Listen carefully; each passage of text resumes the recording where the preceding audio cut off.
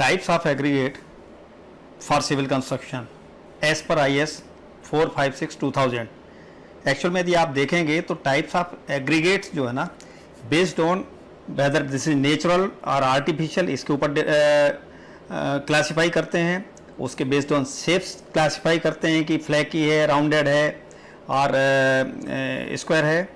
और इसको based on light weight, heavy weight या फिर मीडियम वेट क्लासीफाई करते हैं।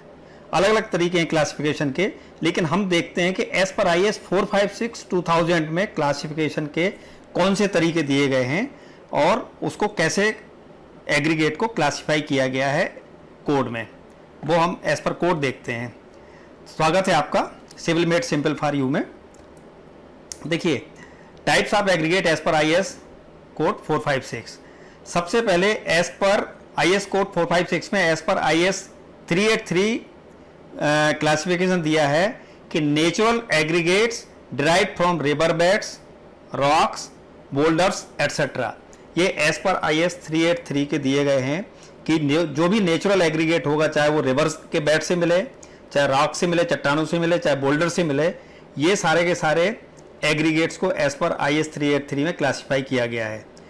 IS 456 में दूसरा अदर एग्रीगेट्स जो अलाउ किए गए हैं वो हैं स्लैग। स्लैग यानी जो इससे हमारा आयरन बनता है, उसके बाद में जो उसका कोयला बचता है उसको स्लैग बोलते हैं। तो उसको स्लैग से जो एग्रीगेट बनता है। और ओवरबर्न्ट ब्रिक्स, यानी जब ब्रिक्स के भट्टे लगाए जाते हैं, जब उसको पकाते हैं तो कुछ ब्रिक्स जो होती हैं वो ज़्यादा पक जाती हैं, उनको ओवरबर्न्ट ब्रिक्स बोलते हैं। उनसे भी हम एग्रीगेट बना सकते हैं। वो IS 456 में हम सबके अभी इन सबके जो है ना प्रॉपर्टीज देखेंगे कि किसको कहाँ पे हम यूज़ कर सकते हैं और इसकी क्या यूजफुलनेस है। तीसरा है heavy weight and light weight aggregates. Code कहता है हैवी वेट और लाइट वेट एग्रीगेट्स भी आप यूज़ कर सकते हैं, लेकिन use with the permission of engineer incharge. Heavy weight और लाइट वेट जो एग्रीगेट है, देखिए IS 383 में जो नेचुरल एग्रीगेट्स दिए गए हैं वो नॉर्मल एग्रीगेट्स हैं, लेकिन यदि आप हैवी वेट एग्रीगेट्स यूज़ करते हैं या लाइट वेट एग्रीगेट्स यूज़ करते हैं, हैवी वेट का मतलब होता है जिनकी स्पेसिफिक ग्रेविटी 2.7 से ज़्यादा होती है, और लाइट वेट होती है जिनकी स्पेसिफिक ग्रेविटी कम होती है, अराउंड 1.2 के आसपास होती है। तो अभी हम देखेंगे। और provision of the code requirement to be modified, यानी जो आपके कोड के प्रोविजंस हैं उनको मॉडिफाई करना पड़ता है यदि आप हैवी वेट या लाइट वेट एग्रीगेट्स को कंक्रीटिंग के लिए यूज़ करते हैं। देखते हैं, एज पर 383 में जो आपके नेचुरल एग्रीगेट्स थे उनको हम डिवाइड करते हैं दो तरह, फाइन और कोर्स। उसको दो कैटेगरीज में बांटा गया है, fine aggregate and coarse aggregate को। फाइन एग्रीगेट उसको बोलते हैं जो 4.75 mm से छोटा हो, यानी यदि 4.75 mm के सीप में से वो पास हो जाए तो उसको हम बोलते हैं फाइन एग्रीगेट, यानी जो सैंड वगैरह होती है वो फाइन एग्रीगेट की कैटेगरी का है। इसके बाद में हम आते हैं कोर्स एग्रीगेट। कोर्स एग्रीगेट जो उस सीप के ऊपर, उस चलने के ऊपर जो रिटेन हो गया वो कोर्स है, जो पास हो गया वो फाइन है। तो ये IS 383 में ये डेफिनेशन फाइन की और कोर्स एग्रीगेट की दी हुई है। अदर एग्रीगेट्स जो हमने देखे थे, जिसको हम बर्न्ट ब्रिक्स या उसको कह रहे थे, तो इसमें क्या होता है कि इसमें SO3 यानी सल्फेट की मात्रा जो है ना, ये शुड बी लेस देन और इक्वल टू 0.5%, क्योंकि ये सल्फेट जो है ना ये नुकसानदायक होते हैं हमारे कंक्रीटिंग के लिए, इसलिए उसमें 0.5% से कम होना चाहिए। दूसरा वाटर एब्जॉर्प्शन इसका 10% से कम होना चाहिए, 10% या 10% से कम होना चाहिए। और आपको याद ये रखना है कि ये हम प्लेन कंक्रीट में ही यूज़ कर सकते हैं। जो ब्रिक बैट कोबा के एग्रीगेट्स वगैरह हमारे दिए गए हैं उसको हम कहाँ कर सकते हैं, ये जो स्लैग और ये ओवरबर्न्ट की हमने जो बात की थी, ये वाले एग्रीगेट्स को हम कहाँ यूज़ कर सकते हैं,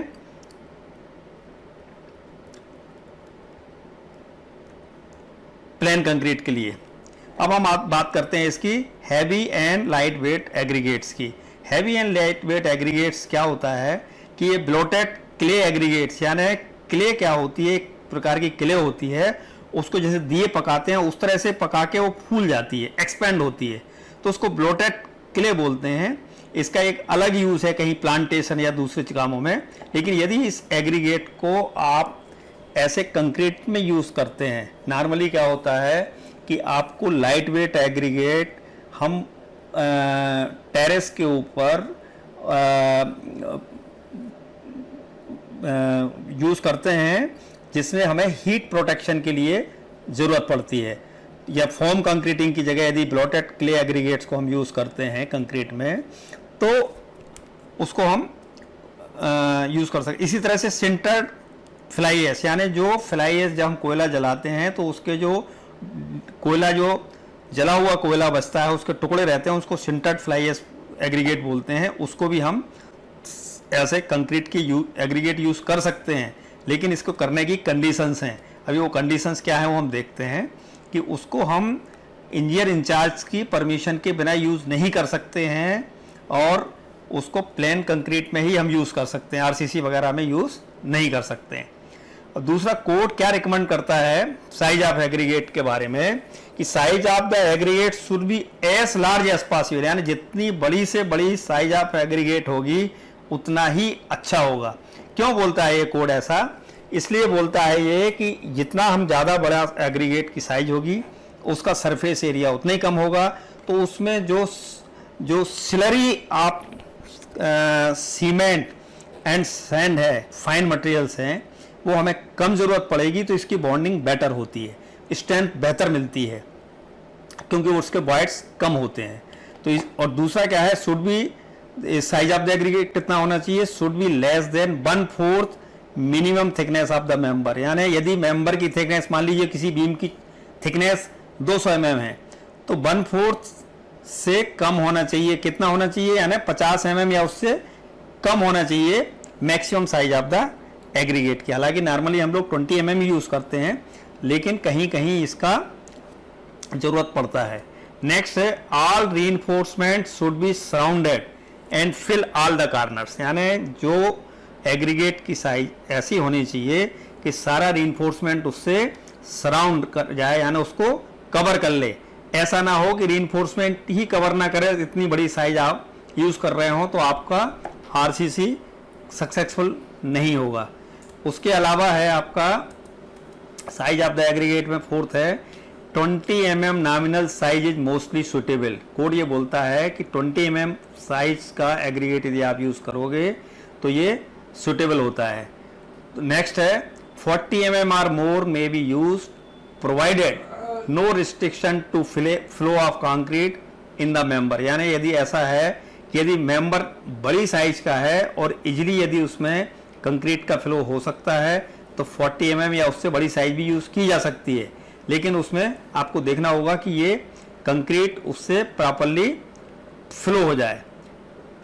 दूसरा है 10 mm for thin members closely spaced reinforcement and small cover, यानी यदि कवर कम है या फिर रीइंफोर्समेंट पास पास है तो हमें 10 mm एग्रीगेट ही यूज़ करना है, जिनको हम थिन मेंबर्स बोल सकते हैं। तो उसके लिए जो है ना पतले मेंबर्स के लिए 10 mm thick aggregate he, nominal size of the aggregate he use करना है, ज़्यादा बड़ी साइज का एग्रीगेट यूज़ नहीं कर सकते हैं।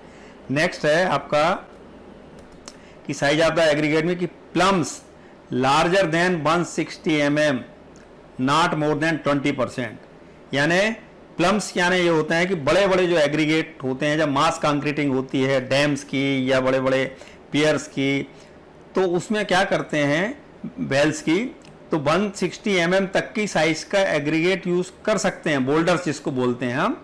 लेकिन यदि इससे ज़्यादा बड़ा यूज़ करना है तो लार्जर देन 160 mm तो 20% से ज़्यादा नहीं होना चाहिए, वो भी किसकी परमिशन से, इंजीनियर इंचार्ज की परमिशन से। विदाउट इंजीनियर इंचार्ज की परमिशन से ये हम यूज़ नहीं कर सकते हैं प्लम्स को। दूसरा क्या है, maximum size of the aggregate should be less than or equal to, यानी maximum size of the aggregate कितनी होना चाहिए एज पर कोड कि minimum clear distance between the main bars -5 mm, यानी जो मेन बार्स हैं उसकी मान लीजिए मेन बार्स के बीच में क्लियर डिस्टेंस 25 mm है, तो 25 mm माइनस 5 mm यानी 20 mm size of the aggregate से maximum size of the aggregate ज़्यादा नहीं होना चाहिए। दूसरा कंडीशन है कि मिनिमम कवर यदि आपका 20 mm है तो 20 mm कवर होगा, 20 mm माइनस 5 mm यानी 15 mm हुआ। तो यहाँ 15 mm आ गया आपका और यहाँ 20 mm आ गया, तो 15 और 20 mm 15 mm यानी maximum size of the aggregate 15 mm से ज़्यादा नहीं होना चाहिए। तो नॉर्मली 15 mm नहीं होता है, तो फिर उस टाइम उस कंडीशन में आपको फिर 10 mm एग्रीगेट ही यूज़ करना पड़ेगा।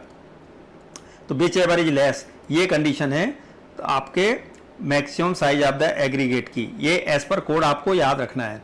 इसके अलावा आता है कि course and fine aggregates, code बोलता है course and fine aggregate. Coarse aggregate यानी जो बड़ी वाली गिट्टी होती है 10-20 mm, जिसको कोर्स एग्रीगेट नॉर्मली कहा जाता है, और फाइन एग्रीगेट यानी नॉर्मली हम सैंड को फाइन एग्रीगेट बोलते हैं।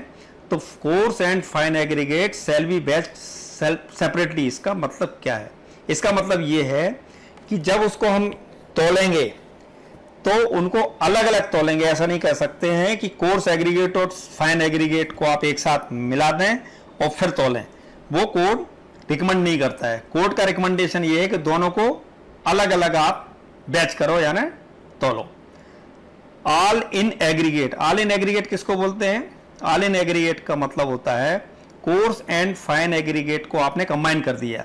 जो ऊपर 9 नंबर में कोड रिकमेंड नहीं कर रहा था, यदि मान लो आपने कंबाइन किया हुआ है, आपके पास कोर्स एग्रीगेट और फाइन एग्रीगेट कंबाइन है, तो उनको ऑल इन एग्रीगेट बोलते हैं। To be used only with the permission of engineer incharge, यानी यदि इंजीनियर इंचार्ज आपको परमिट करता है तो ही आप यूज कर सकते हैं, अदरवाइज ये अलाउड नहीं है। आपको अलग अलग ही उनको बैच करना है, अलग अलग ही स्टोर करना है। Thank you very much. ये था आपको एग्रीगेट के बारे में एज पर IS 456-2000 की 456-2000 क्या रिकमेंड करता है about the aggregates. Thank you very much.